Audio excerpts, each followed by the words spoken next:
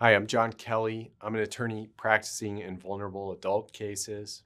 In this chapter, we'll talk about common defense tactics in vulnerable adult abuse and neglect cases and how to counter them with facts, strategy, and a clear moral narrative.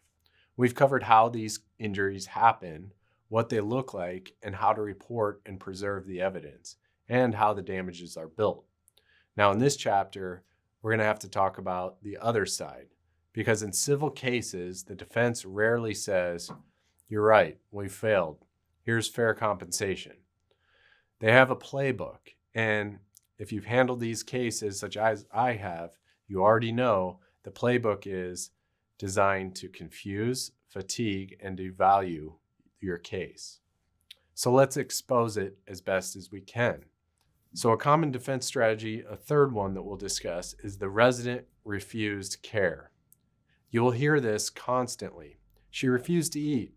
He refused to let us bathe him. She refused repositioning. He refused meds. She was combative. Sometimes residents do refuse care, but refusal is not a magic wand. In facilities, refusal should trigger a higher duty.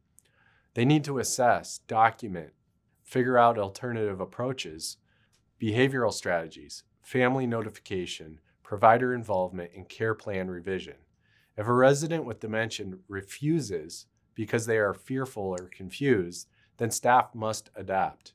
You don't respond to fear with neglect. As an attorney, strategies here include looking for whether refusal is documented consistently or only after harm.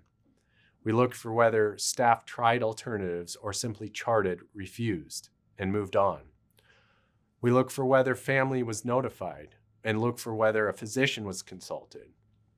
We also look for whether there was any care plan changes after repeated refusals, which is important.